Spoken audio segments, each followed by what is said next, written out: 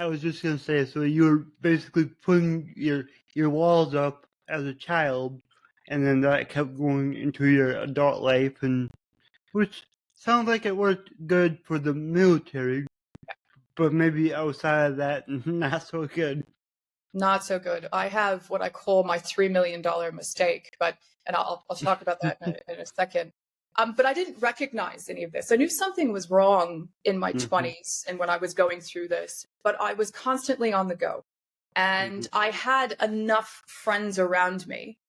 Hello, everyone. Welcome to the Infinite Ability Podcast. I am your host, Nick Yerhart, and we are here to encourage each other to find our own unique abilities. Let's go. This episode of the Infinite Abilities Podcast is brought to you by the one and only Infinite Toolbox, where just like all other toolboxes, we will get the job done, guaranteed.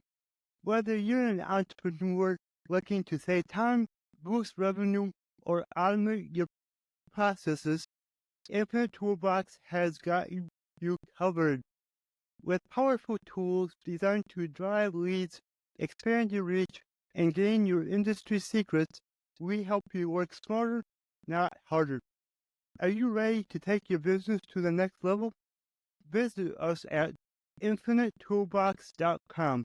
That's infinitetoolbox.com, and discover how infinite your potential really is. Alright, everyone. So today I have Dannielle, and man, she's awesome, and I can't wait for her to tell her story and really, really inspire you. And we all know that things get tough sometimes, but there's always a way to get through it and see the light on the other side.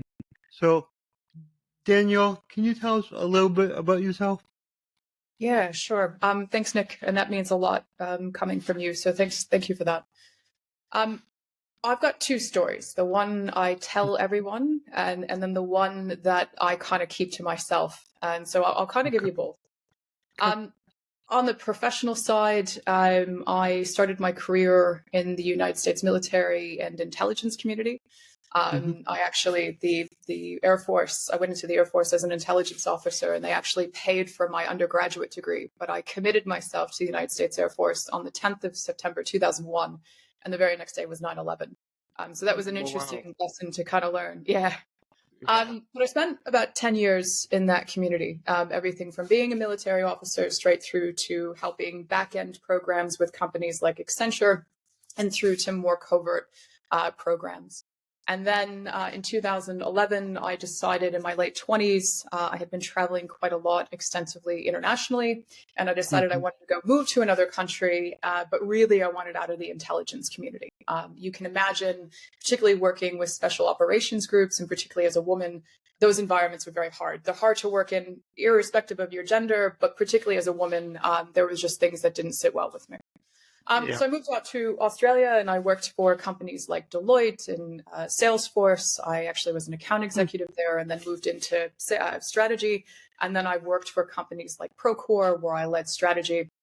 And then over the early 2020s, I got involved with angel investment and worked with seed-funded technology businesses. So I've kind of seen what it looks like from early stage seeds all the way up to scale-ups and then full-fledged businesses, and got to work in those environments. And now I work with clients, everything from corporate strategy to product strategy and technology, and how do you embrace AI and roll AI out across your organization and quantifying ROI on that. Later this year, or actually I should say early next year, I've got a book coming out. It's just gone to the professional editing phases on critical thinking.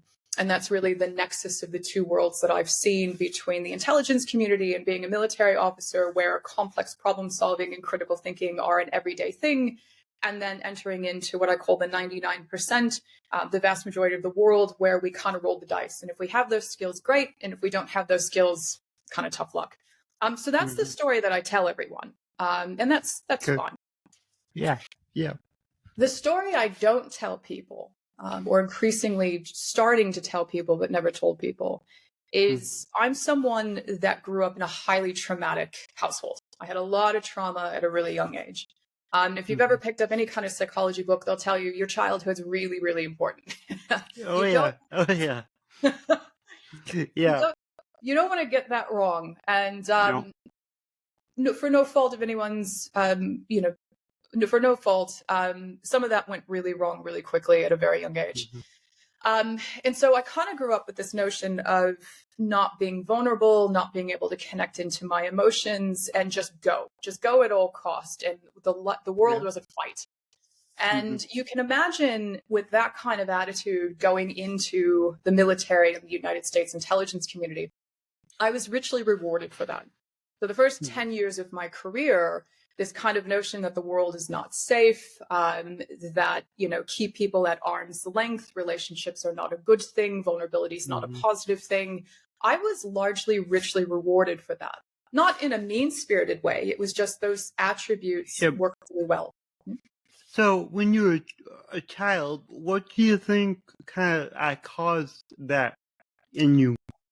Yeah, no. So I, unfortunately, my parents had a lot of kind of mental health conditions. So my mother had anorexia and left when I was a very young child.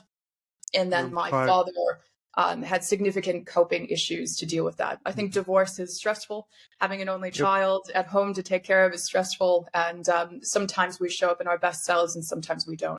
And so a lot of the structure that you need to really learn what is safe in relationships, and you'll hear about attachment styles, how to develop securely attached relationships, I didn't get. And particularly being an only child, you're kind of, I lean towards self-isolation rather than engaging with people.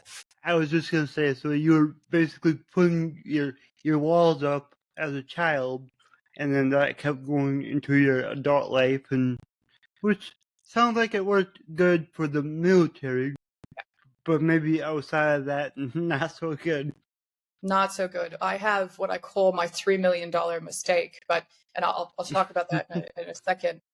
But I didn't recognize any of this. I knew something was wrong in my 20s and when I was going through this, but I was constantly on the go. And I had enough friends around me. Now, I learned later in life that we really weren't well connected, and I didn't actually put in the time that I thought I put into, and that they really weren't well-established relationships. But I didn't know that when I was going through it.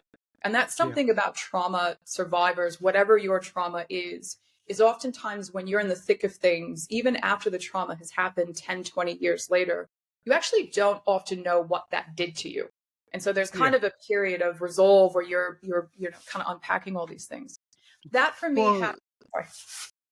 And as a coach, one thing that I've noticed and one thing that I work on with my clients is narrowing down the thing that happened when you were a child that you're still carrying with you as an adult. And a lot of times it's like one single event and people carry it throughout their whole life. And once you're able to narrow it down and kind of work through it, you don't really fix it, but you work through it, recognize it, and then you see, oh, this is me. This is, let's say somebody else's shirt I'm wearing. Yeah. And then you can really focus on, okay, who am I now? And it's so awesome when I see my clients go through that and figure that out, and then they can just the next time we talk, it's they're different, they're happier, and because they've seen oh, I'm not who I thought I was. So yeah, I think that's really powerful. That's great. There's a book called The Myth of Normal by Gabor Mate, and it's a long read, but it's a really good read. And it kind of talks to the point that you just made, Nick, which is when you have trauma, you have these emotions, and it could just come from a single event. But when that event happens, and I sound like a therapist, and I'm not, but basically what happens is you disassociate from it because your brain goes, ooh, this is too painful to feel. I don't want to feel this. So I'm going to distance myself from it. And that's a really positive thing because that keeps you sane and it keeps you safe. But as you just said, and this is a really important point and something that Gabor makes in his book, which is that emotion doesn't go away. It stores in your central nervous system. And if you don't confront that and actually feel and process that emotion, it can really wreak havoc in your life and cause a lot of problems. Yep, exactly. But I moved to Australia, and I actually gave this speech not too long ago. The analogy I give is it's not a real situation, but the analogy I give is it was like going from Damascus to Disneyland. And the reason I say that is that the skills that I had were well placed for Damascus, right? I knew how to survive. I knew how to fight. I was tough, didn't have a problem in that domain. But now suddenly I found myself in an environment where I had significant amounts of choice. It was reasonably healthier. People were much more in tune with their emotions, probably a bit more emotionally volatile than the military environment. There were probably a bit more egos to deal with. But also there was just this sense of what it was to be healthy. And oftentimes I think we forget that you equally need skills to live and choose to live in a healthy environment. And I didn't realize that I lacked those. And now I was presented with that in very real time. And then in addition to that, the way that I was living my life, this kind of get up and fight another day and just keep going. Basically, I was running away from myself and I couldn't do it anymore. And I went into a really deep depression for a few years. I call it the dark night of the soul, because that's really what it felt like. Yeah. And it wasn't until probably 3 or 4 years where I basically sat and went, moving to Australia from the United States was the worst decision I've made. I've ruined my life. You know, you screwed things up again, you know, this kind of really negative self-talk. And then I got employed at Salesforce, and it gave me something professionally I could focus on. So I was always one of those people that I was lucky that I was high functioning, or I thought I was high functioning at work. So I can show up, I can learn, I can intellectually do what I need to do, and then I can be an absolute mess when I get home. And that was effectively my life for another few years. But as I started getting into the environment of Salesforce and working in sales, interpersonal relationships were obviously extremely important. And I kept struggling there. And ultimately, when I went over to the company called Procore, which at the time it was a pre-IPO software company, Santa Barbara-based construction software company that was really hot at the time and growing quite significantly globally. And I had a great opportunity to run sales strategy across the Asia Pacific realm. And one of my mentors at Salesforce, who had hired me at Salesforce, created a role and a position for me at Procore. So it was a really big honor. And when I got into that company, I ended up building an international expansion framework for how to look at varying economic levels or socioeconomic levels across countries, and then how to prioritize entry into those countries, and then what that also meant from entry all the way through to your product market fit. So really how to prioritize what countries you enter into, what, why, and what was a good fit versus not. And that was awesome. Intellectually, I loved that job. And one day, my mentor, who I trusted and still trust implicitly, a really good guy, somebody from a perspective of emotional intelligence and connecting in with his emotions, is very talented at it. And he's been very successful subsequently because of it. And he sat me down and said, we would make you the VP of International Strategy today from Australia for the entire business. We think intellectually you have that skill set far better than anyone in the business. And that's a really great thing, right? Tap yourself on the shoulder and go, success. But we're not going to. And the reason we're not going to is because no one can connect into you. You know, you're kind of a wall. Everyone knows you're really smart, but no one really understands who you are. Because I understand who you are, but nobody else does. And that's not good enough. And that's a really hard message to hear. Yeah. Oh, yeah. Like that. Like, it's like, why would it even come to you to tell you that? But then in the same sense, I have a feeling that because he did, it helped you in the end. So let's hear more of this. Yes, absolutely. So I was living in Sydney at the time, and there was a really great park in North Sydney that I used to like to walk in because it had great trees, and you know, I could reflect. And I went for a walk because I needed to go for a walk. Now, the really important piece of this is that it was pre-IPO. So I had shares that totaled about $1 million. And had I gotten that promotion, there would have been more shares that would have probably totaled out about $3 million. So I call this my $3 million mistake. Yeah. That's life-changing money. That's not a small thing. Yep. And I went for a walk and I realized that I thought I was compartmentalizing. I thought this whole kind of broken aspect of where I came from and what I was trying to process personally, I thought it stayed at home, and it didn't. And my fear of vulnerability and my fear of letting people in, and really just fear in general, was now preventing me from going any further in life. And if I didn't take a look at that, sorry. Yeah, and like that's one thing that a lot of people like don't realize a lot of the time is you don't leave things at home. You know, like you're saying, it goes with you everywhere. You might not realize it, but everybody else does, and that's why it's so important to focus on you, focus on how you show up, focus on how you're talking to others, and just really realize, like, how am I showing up to the other people in my life? So yeah, that's important. That's such a great point. And my mentor would say that. How do you make people feel? What people don't realize, and I'm not vindicating this, by the way, I often see posts on toxic work environments and toxic people. Let me be really clear. If someone is operating in a bad way, being toxic, making you feel badly, you've got to create boundaries and separate yourself from that. Nobody should save anybody else. We're all responsible for ourselves. Exactly. However, when you see someone or an environment that's toxic, recognize apply a little bit of empathy and recognize that people don't operate that way unless they're in pain. That doesn't mean you need to fix it. Yeah. It doesn't need you don't need to fix it. You don't have to embrace them, but don't be cruel to them. And I had instances where people would misread me and go, "Oh, Dannielle's arrogant." Well, I wasn't arrogant. I just wasn't connected with myself.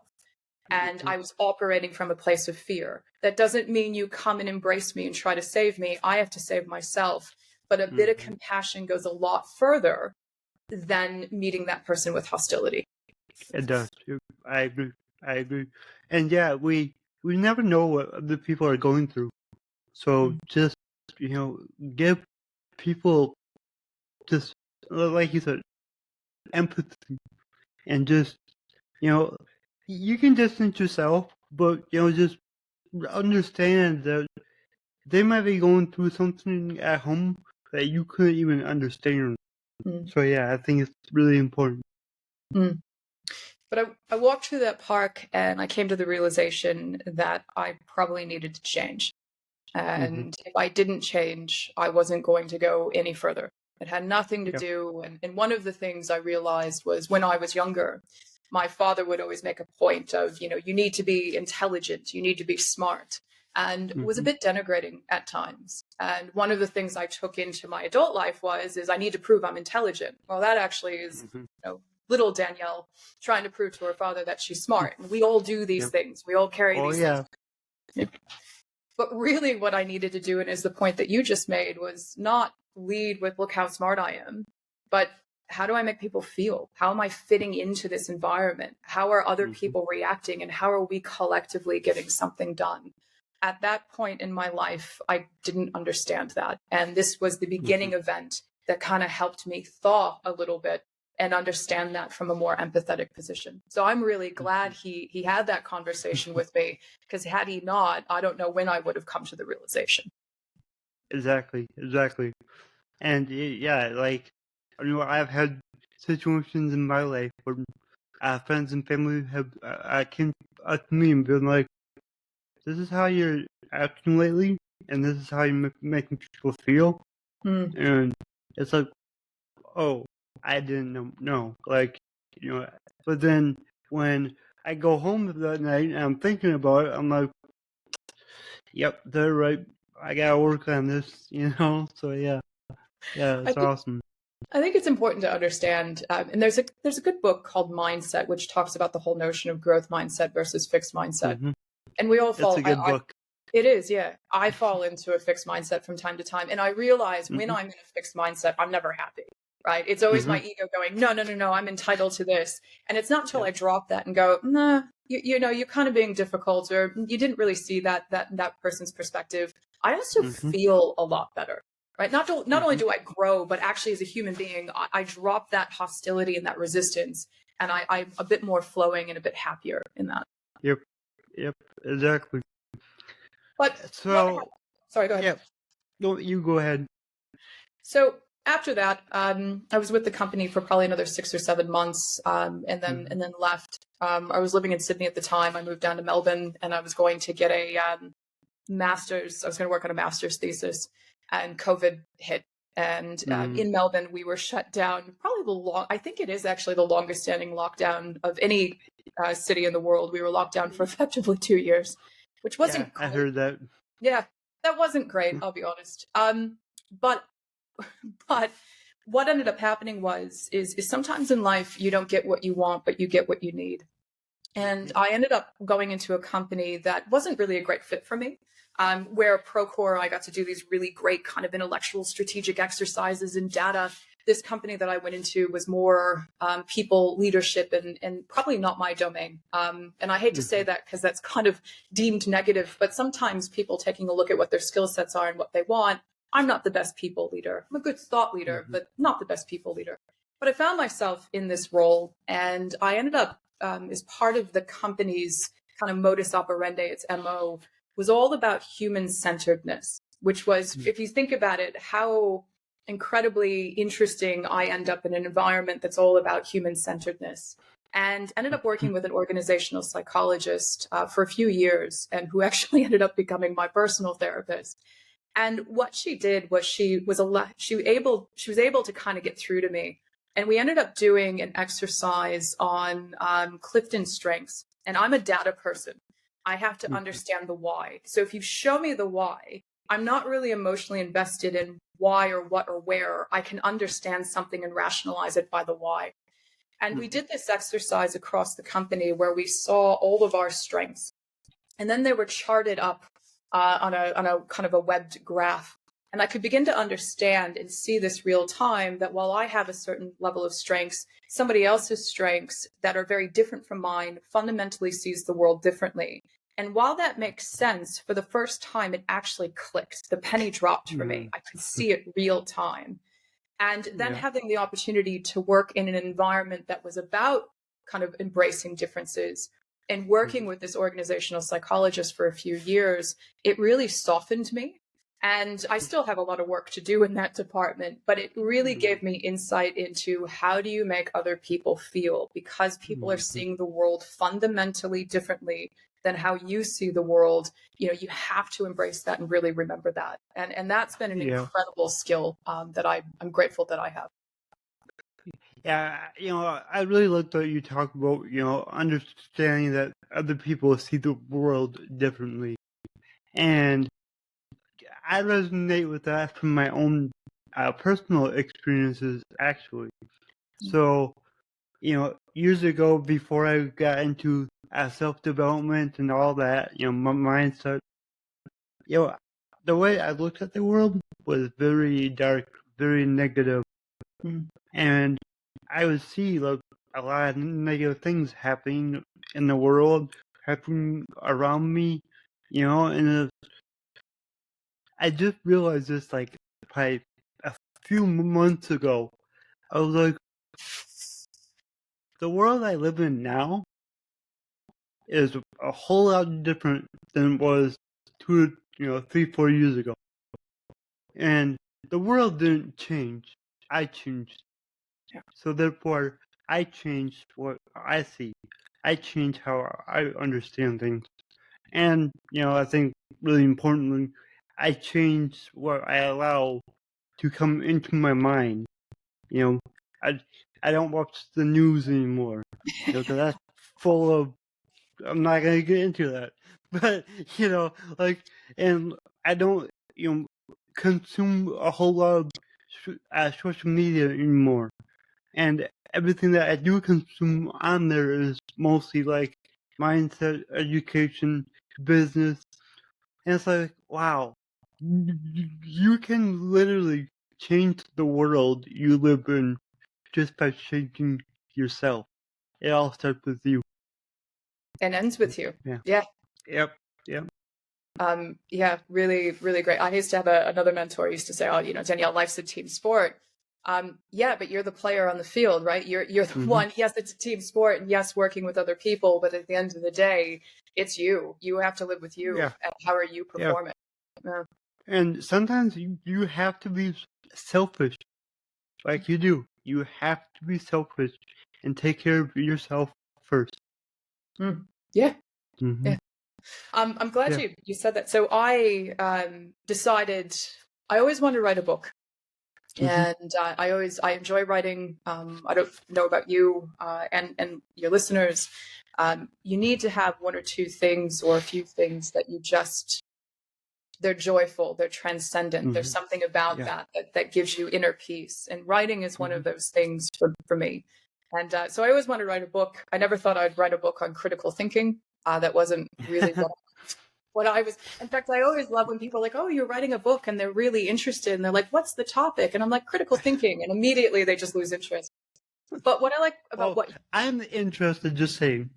But what I like about what you just said in this notion of critical thinking, why I decided to write a book on critical thinking was one, and I talked about this, is the nexus between what I saw as a military officer and what I've seen in the commercial world, but also my own personal journey. I think people forget that things like cognitive behavioral therapy and working through trauma and even if you haven't been through trauma, just working through life, it doesn't, you can come from an idyllic environment and still have troubles and problems, right? And feel pain. And it's a very human thing. Critical thinking is at the basis of all that. So everything that you just outlined, which is I changed my perspective, I changed my internal world, I made changes to what I was consuming. I no longer watch the news, right? Because I'm with you. I'm with you, mate. I don't watch it either. I don't engage with kind of mindless scrolling on social media. Why? Because that doesn't make me feel good. And I'm going to make a change in something different. That's actually a critical thinking process that it used. And what I get a little bit nervous of, particularly because right now I'm at the precipice of working with organizations on embracing artificial intelligence and this whole notion of, it's a little bit hyperbolic, but this whole notion of where AI is going. If we don't gain a grasp on what it is to be human and how we make decisions and how we connect in with ourselves and use things purposefully rather than they using us or as status symbols, we're going to be in a real pickle with artificial intelligence. And there are some people that believe, oh, well, AI and particularly generative AI is helping with critical thinking. And in some respects it is, right? It fills out a blank piece of paper and it elevates the thought process. And from that elevation, you can make different decisions. But what happens when generative AI and other forms of AI begin to evolve where you can take what it's saying for granted and you don't have to check things and we begin to lose ourselves? What happens with humanity? And so this whole notion of writing a book on critical thinking is not an academic exercise or how do you perform better at work, while some of those things might be true. It's actually how do you check in and really be more human? And it's a really human required skill. Yeah, that's, like with everything going on with AI, it is scary. And I agree with you 100%. We have to realize, like, what makes us human and, be aware. Because, AI is, the way it's going, it's going to help a lot, but it could also hurt a lot, too.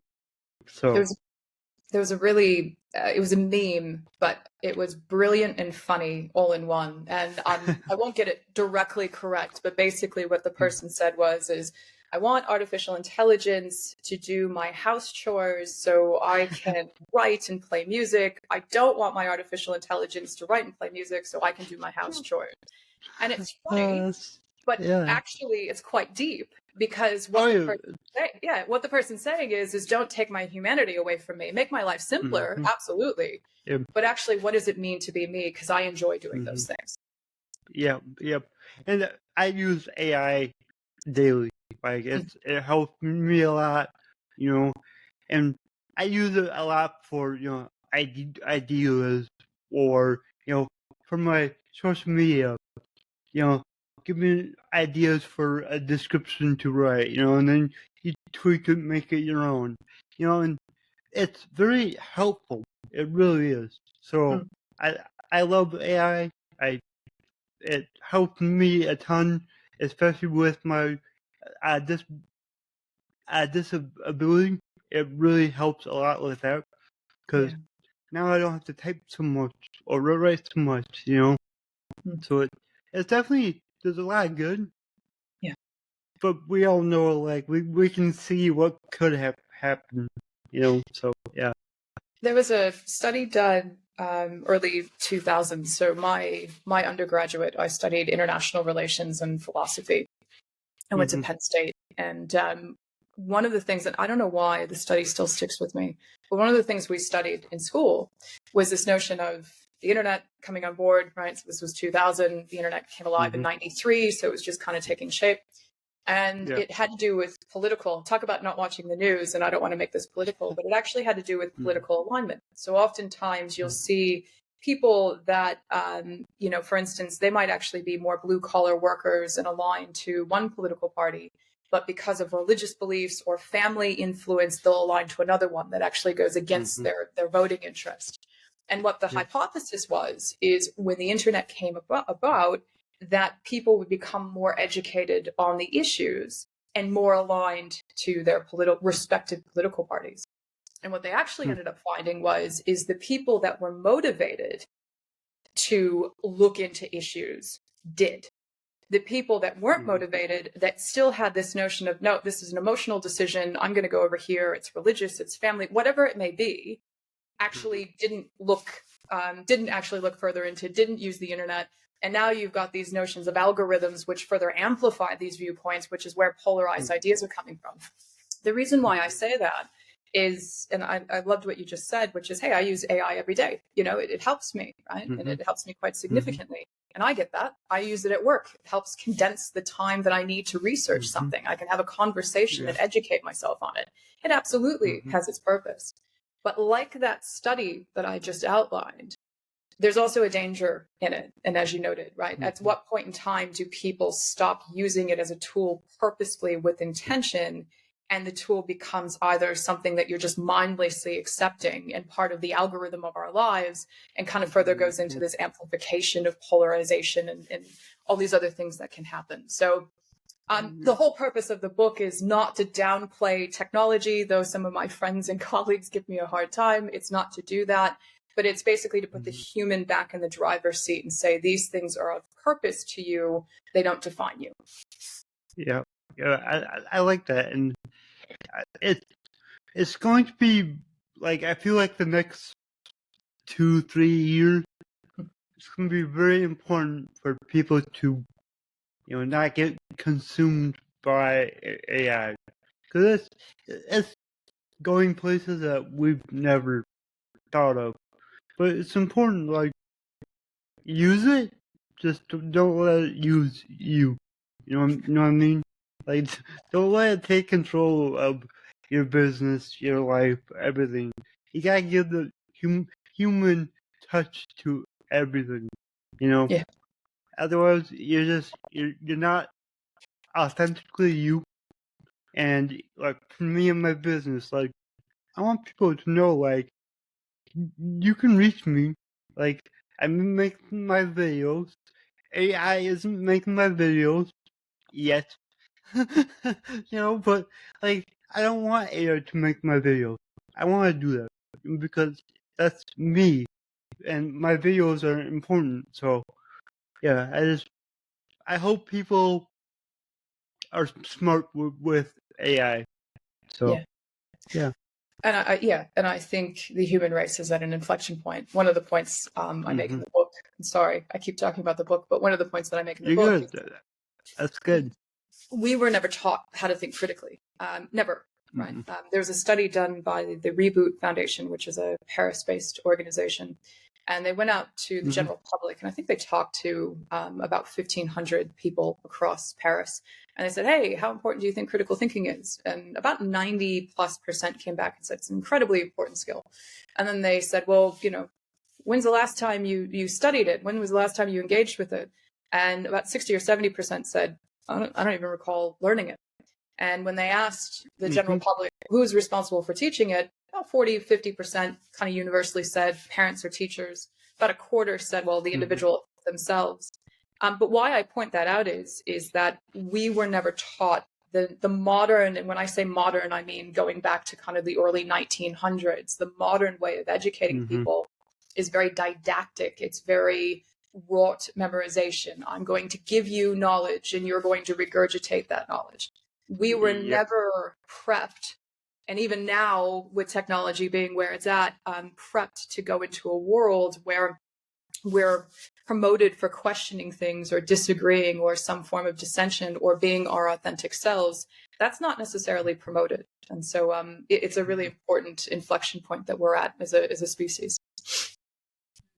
Yeah, and I think now more than ever, it's important to find your own education on a lot of things, because this school system is good, could be a lot better, let's just go there, and but like for me, I didn't go to college because I didn't see a purpose in it for me and what I do. And, I think all of us can relate when we're growing up. Our whole family is always talking about, oh, you're going to go to college. You're going to go to college. Like, no, I'm not. I didn't. So, and like, I know there's so many other resources out there that actually teach you what you need to learn. Where like you go to college, you gotta do however long in the generals and learn more stuff that you will never use in your life. Just like half of the schooling you went through for 12 years. Just you don't use a lot of it, but what you can use is a course. What you can use is a book. Books are like my go-to for everything because there's somebody out there that has done what you want to do, and then they wrote a book about it. So just find that book, read that book, copy what they did, and there you go. There you go.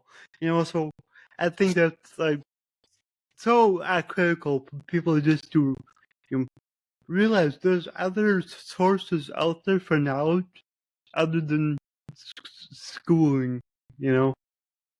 I did do a bunch of schooling. Now, part of that it was for me and I enjoyed it, but the other part was you just outlined is it was just expected, and that's a very American, not just American, but I'm a dual citizen. I live in Australia now. Not to say that Australians don't get educated, because they do, but it's not nearly as pushed as much. In America, it is no, you graduate high school and then you go to university, and if you don't, well, then something bad's going to happen to you, which is just a ridiculous notion. But I got an MBA, and I'll tell you that I learned more about business when I was a salesperson at Salesforce and how companies make decisions and what their value chain looks like. I learned more by going out and doing than I learned from sitting in a classroom. So I agree. I love that you said that. I agree with you.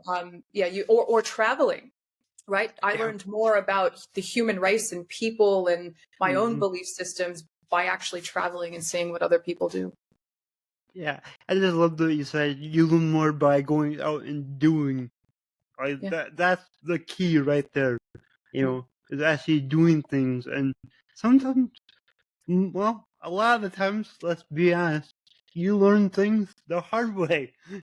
You screw it up, and then you learn, oh, don't do it that way. But then guess what? You don't do it again. So that's what's important. I think also what's important is following your heart and living true to you. So, for me, I wanted to go to university. I got there, I had my struggles, but I got there and I did it, but I enjoyed it. And that's something that I enjoyed. But to somebody else, that may not be their path. It may not be something they want to do. And that's okay. Go find what works for you and do it to the best of your ability. Yep. I love that. All right. So my slogan is your abilities are infinite. But what does that mean to you?